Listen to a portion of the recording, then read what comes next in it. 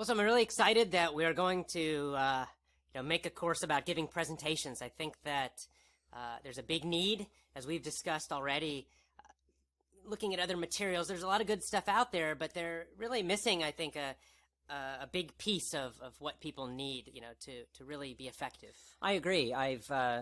I've been giving presentations for a number of years now, and I've looked at a lot of different materials. I've taught presentations to my students, and I've picked up so many interesting things from so many different sources.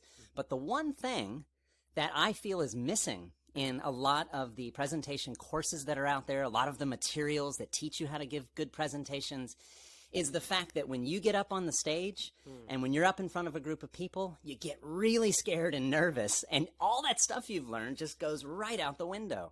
Yeah, I know. So many, books, they'll tell you to be careful with, your speech patterns. For example, don't say too many times, or maybe they have you counting those things, or they talk about how to organize your speeches. So you get all these kind of little tips that are all good, but the problem is you can't think about all that stuff. You get up there and you're nervous and your heart's pounding, boom, boom, boom, and you're kind of breathing heavy, and you forget all of that stuff. You can't be focusing on, how many times you say or That's right, yeah. You just need, if you could just speak in a somewhat normal, comfortable way, yeah, I think you would feel, that would be a huge improvement for most people, just to be able to speak in a conversational way. That's right, and one of the biggest challenges with being able to do that is it's really difficult to practice for that. I mean, the very thing that causes you to shut down and your mouth to get dry and you get the butterflies in your stomach and you can't think anymore, the very thing that causes that is being up in front of a group of people. So how do you practice being up in front of a group of people in order to prepare for that? And I think that's a really interesting point.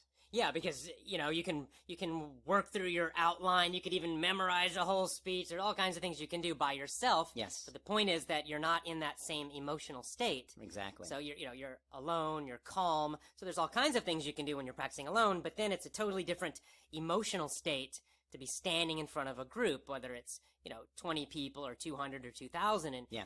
Doesn't matter. Your emotions take over. Things happen to your physical body, like the heartbeat and your breathing and tension, shaking, all these kind of things, which are adrenaline reactions. And they're totally normal. They're perfectly normal. Yeah. It happens. It still happens to me. Sure. I experience it more as excitement now. Yeah. But all those physical responses. Yeah. It's how do you practice that at home? How do you practice it at home, and how do you deal with it in the moment? Yeah. Because really, you're on the spot. You need to perform. You can't shut down in front of other people, and certainly you don't want to, make a fool of yourself, or that feeling that people are judging you, and you feel self-conscious.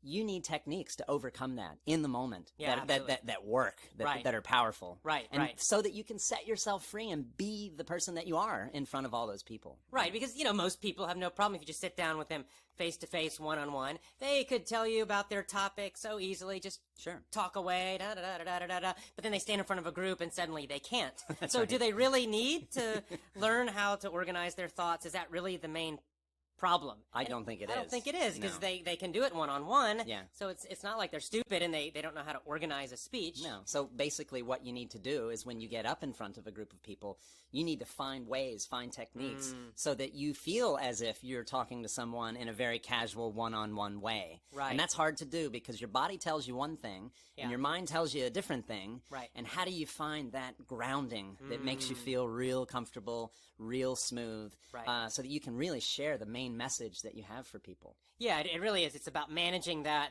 emotional state, which, it's a combination of thoughts that start spinning in your head, and then the physical reactions, which again, it's just that fight or flight. It's that adrenaline response that happens. But you can learn to channel it. You can't suppress it. You can't, push it down or try to stop it, because then that just makes it worse. You just tighten up. That's what most people do. Just go away. And they try to force themselves to be calm, and then the more they try to force themselves to be calm, then the more tight they become. That's right, and then they start smiling and sweating. And their throat kind of tightens up, and their voice gets kind of weird. Well, actually, I know all about it because I've had a long history of stage fright, starting from at a very young age. And I'll never forget, my very first piano recital, getting up in front of 30 or 40 parents and totally forgetting everything I had practiced for the last, several months. And it was a terrible feeling. And luckily, my mother came prepared. She had the sheet music with her, and she put it in front of me. And suddenly, I went back. I felt like I was practicing again because there was that sheet music in front of me, and I was able to play beautifully after that. So where is our sheet music when we're up there? How do we mentally put ourselves in that state? That's a really interesting question. Yeah, that's right. Yeah, getting into the state, and eventually you get to the point, and this is where it becomes fun, I think, where you actually can use that extra energy, the quote nervous energy, and to actually make yourself more powerful. I mean, now when I do a presentation, I like to have a bigger group. So when I start getting the heartbeat going and all that, for me now I feel like, oh yeah, this is great. I'm getting energized. I'm getting excited, and I'm channeling that, and it feels powerful to me now. In the beginning, of course, it was the total opposite. Sure. So, but the point is that the feeling doesn't go away, the physical reaction doesn't go away, but you learn how to, with specific techniques, specific methods, you can really learn how to take all of that and use it, channel it as kind of fuel, as power. Exactly. Yeah. That's great. Yeah, exciting. So I think that the key thing that we can really offer, rather than a big long list of techniques, don't say or do your main point and then do this and this and this. Sure. I think what we can really offer are lots of strategies and methods and specific techniques to handle the emotions and the physical reaction, and to really master that.